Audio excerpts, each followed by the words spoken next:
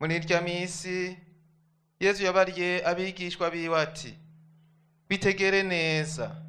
Iyo babanye n'urugo yarazi ikiringo igisuma kizirako, yoraririye ntiyoretse ngo kimumenere kw'inzu.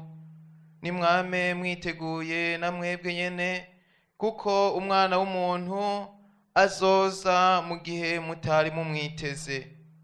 Hanyuma Petero amubwira ati Mukama, nitwe gusa uciriye uyu mugani canke uwuciriye bose? Umukama aramwishura ati kubwawe, kubwanyu ninde wamubwiriza ari nibanga kandi yitonda?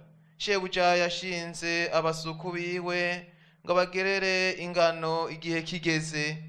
Arahiriwe uwo mubwiriza shebuja azosanga agira nk'uko yabishinzwe. N'ivy'ukuri ndabibabariye, azomushinga ivyiwe vyose. Naho uyo mubwiriza niyibwira ati databuja yatevye, agasindira abasuku n'incoreke, akaja mu vyo kwirira no kwinywera, akaboregwa, shebuja azoza umunsi atamwiteze kw'isatazi, azomwirukana amusuke mu murwi w'ibigaba.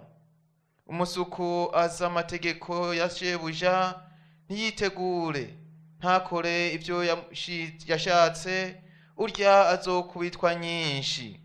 Uzoba atazi ivyo shebuja yashatse, ariko akwiriye igihano, urya azokubitwa nkeya. Uzoba yaronse vyinshi azobazwa vyinshi, nawe uzoba yabikijwe vyinshi bazorushirizaho kumwaka vyinshi. Dushemeze jambo ry'Imana.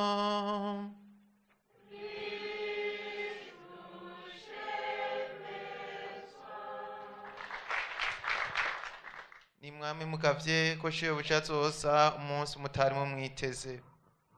Bavukanye, kuri uno munsi ugira wa gatatu wo mu ndwi ya 29, ibisomwa vy'uno munsi biduhamagarira ibintu bibiri bikuru bikuru: kubaho mu mwidegemvyo nyakuri, tukongera tukabaho tugavye twitwararika ivyo twashinzwe.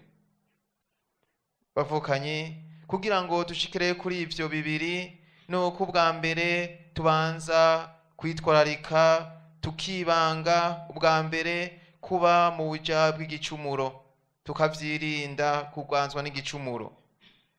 Mwikete umutwa Paulo yandikiye abanyaroma, twumzirikanye mu gisomwa ca mbere, twumvise Paulo mweranda aduhamagarira kwirinda kuba amaja b'igicumuro. Iyo umuntu avuze ku umuja bw'igicumuro, hari igihe cyo dutangura kumva umengo ntibitahurise neza, ariko niko bimeze mu buzima bwacu bwa misi yose. Iyo igicumuro tugikoze rimwe canke kabiri, tukacumiramwo, turateba tukaba abaja baco, tukimenyera, hamwe bitaba bigikunda ko tugiheba, mbere tukabona umengo niwo mwidegemvyo wacu. Nk'umuntu amaze gutangura kubohwa no kwiba, kunyuruza itunga rya leta, kubesha, kwica, n'ubusambanyi, kwishima, umwina w'ivy'isi, arateba akamera nk'isiha. Hamwe vyose abona umenga birunze impande yiwe, akabipfiramwo vyo muhimbara. Mbere weza hamwe n'igihe ageze gupfa, yabirunze impande yiwe, arurondera yuko bayimuhambana. Murumva ico gicumuro kiba camuboshe. Birashika n'igihe mbere ari novuga yuko tuvyita ko ari umwidegemvyo. Hamwe umuntu asigara aba yarapfuye agenda, kuko vyonse vyamuboshe, atakimenya ico ategerezwa gukora n'ico areka. Paulo mweranda rero ati Kristu yatugize abidegemvya. Umuntu yayidegemvya nuko amenya yuko umwidegemvyo atari uko gukora ico dushatse umwe yatugishakiye, ahubwo umwidegemvyo w'umukristo nyakuri ni uwo gukora ico dutegerezwa gukora mu mwanya dutegerezwa kugikoreramwo naho dutegerezwa kugikorera. Muri ico gihe duca tubaho tugenzwa n'ijambo ry'Imana, tugenzwa no gushaka kw'Imana, gutyo tukabona kubaho mu mwidegemvyo nyakuri. Uwo mwidegemvyo nyakuri rero niwo unadushikana aha twumvise Yesu Kristo aduhamagarira gushobora kwama tugavye mu byo tujejwe. Inkuru nziza y'uno munsi naho nyene yagomvye kuduhamagarira kwibuka igihe tugezemwo, turiko turasozera umwaka nawo w'ubutumwa muri Ekereziya uturungika kwiyumvira mu buzima bwacu, kuko uko ugenda uzirikanye neza umeze nk'uko ubuzima bw'umuntu bwubatse, avuka agakura akabaho akitegura kwitaba Imana, kwitaba kuwamuremye.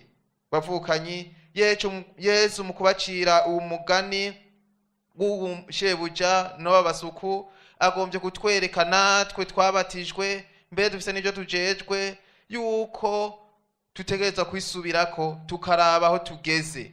Nivyo muri Ekereziya tugeze ku indwi ya 29, tuzogira indwi 34 bihe gisanzwe c'ubutumbi w'amasabamana. Ni kugira natwe twibuke yuko turiko turagira mu ndwi za nyuma zo mu buzima bwacu, kuko umwe uno munsi arashobora guhirenguka imbere ya Yesu Kristo uko ari wo munsi wa nyuma, canke ejo canke hirya y'ejo. Niyo tuma duhamagare kwa matugavye, nubwo wobona umengo harenze wari wiyumvira yuko wopfuye no munsi hagarenga ku mwaka canke imyaka 10 witeze kuzopfa n'imyaka 100 iheze, ariko wibuke yuko hazoteba kagera. Kuva Yesu azutse tuzirikana yuko tuguma twiteze ko turi mu bihe vya nyuma, turindiriye igaruka ryiwe mu buninahazwa.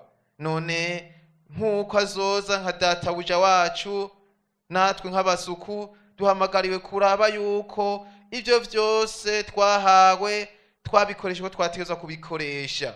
Ubukuru bwacu, ubutwaro bwacu, umatungo yacu, ubwiza bwacu, ubwenge, icubahiro n'ibindi vyose, ubwo tubikoresha canke tuvyifatamwo nk'uko nyene twategerezwa kuvyifatamwo, nk'uko tuzonategerezwa gushikiriza icegeranyo uwadutumye. Umwe wese yokwibaza, none ndabikoresha gute? Ubwo ntibimfasha gucinyiza abo ntegerezwa gufasha. Nka wa muririmbyi yaririmba ati, reka mbege kubugara impako nanje mbege. Ubwo nisha tugomba kubuterurana n'icibo twenyene, vyose ukamenga n'ivyacu, mbere tuje kubiterurana n'icibo uwo duhaye ko agaharagi kamwe canke tubegeye gatoyi, goja dutangura gucisha kumbonesha kure, ukamenga nitwe twavyihaye, kandi tuzi yuko ari Imana yabiduhaye kugira tubisabikaniriza abandi, ukamenga mbere nitwebwe twiremye canke twanabiremye. Kenshi usanga vyashitse uko nyene. Ubundi nawe yavuze ati, narondeye demokrasi ndayironse ibibanga. Tugasanga vyagenze uko nyene, ico twarondereye kugira ngo gifashe abandi, ugasanga umenga n'ici wacu, mbere ntibanamenye yuko cabonetse. Ndibuka ejo bariko baribuka Ndadaye, niyo bavuze ati nk'ubu yogaruka nawe nyene twokwumvira twomugira nkuko twabamugize ubwa mbere n'abandi.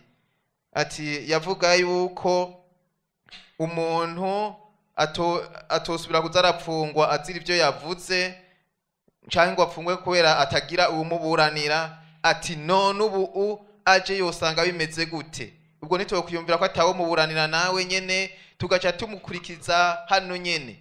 None rero uno munsi bisumwa vy'uno munsi biduhamagarira guhinduka, kumva yuko umwidegemvyo nyakuri ari uwo kwidegemvya tugaheba igicumuro, tukikura mu ubwo buja bw'igicumuro, kugira ngo tubeho tugenzwa n'ishaka ry'Imana, tukaba vy'ukuri abana b'Imana. Kuko nk'uko nabivuze, umwidegemvyo nyakuri niwo gukora ico dutegerezwa gukora, twagikora mu mwanya twategerezwa kugikora naho twagikorera.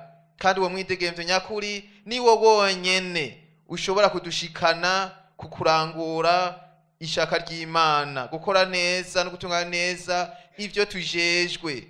Uwo mwidegemvyo si uwo guhonyanga abo tujejwe canke uwo mwidegemvyo si uwo kwigungira ko ibyo dufise canke kubona yuko uko turi canke ibyo twaremanywe byose bitwegukiye tutabanje kubaza uwabiduhaye.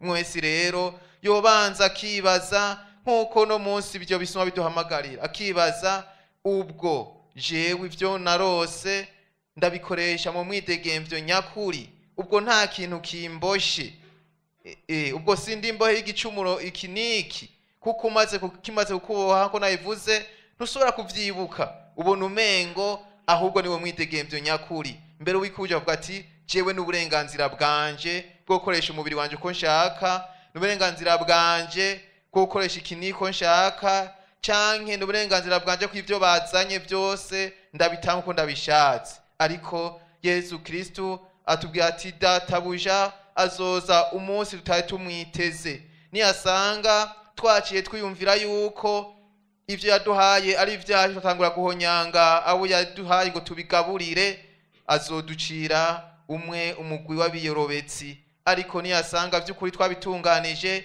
azotwicarika ku meza. Mumva ku kanyamuneza siko mwavyumvise, umusuku yari umuja yahanagura ibirato vya shebuja, ariko twumvise yuko nkuko Yesu Kristo avyivugira kugira nabigize kuwa kane mweranda, niyo yasanga twakoze iko twategeza kubikora tukabirangura neza, azoba ari we adusukurira natwe tuje ku meza twicare, maze atwoze ibirenge aduhe kuruhuka. Mwese rero yiho ako kanyamuneza azogira mu gihe yo yabitunganijwe. Ntiduhendwe n'akanyamuneza ku munsi umwe, ntiduhendwe n'akanyamuneza k'iminota ibiri, ntiduhendwe mbere naho ko bari ak'imyaka 100, kuko n'akanyamuneza gahera. Ariko uko tuzobaho mu kanyamuneza kazoba ari uko ubuzima bwacu bwose, n'ubwo ubuzima azoba ari uko imyaka yose. None nka wa muririmbyi by'ukuri ducumuzwe n'akamanyu k'umutima, urya uno munsi mbere bikanatugaruka ugasanga nivyo biduteye ingwara. Oya n'ukuri turabe, umwe wese yiyumvire ntasange yahenzwe n'utwo tuntu dukeyi washobora kurya ko vyiwawe bikagukwira, hanyuma mugasangira abandi n'abandi.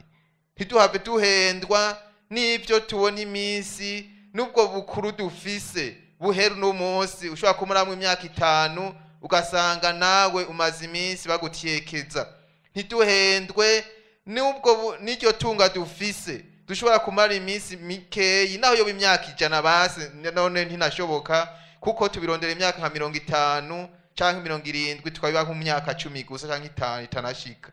None ivyo bitubuze vy'ukuri kuzogera kugahimbara ko gusukurirwa niwa twitangiye ku musaraba. Dusabe rero umukama muri nkuko ya misa tuko turahereza, aho ashaka kudushikana nitwamwakira, twumve vy'ukuri yuko twemeye kubaho muri uwo mwidegemvyo nyakuri, twemeye kuvavanwa n'ivyo vyari vyaratuboshe, tukumva yuko tugiye gutunganya neza ubukristo twarose, amasakramentu twarose, tugiye gutunganya neza ivyo twahawe kugira ngo vy'ukuri bigirira akamaro abo twahawe, gutyo tuze dusangire akanyamuneza n'uwatwitangiye ku musaraba Yesu Kristo. Tugire Kristo.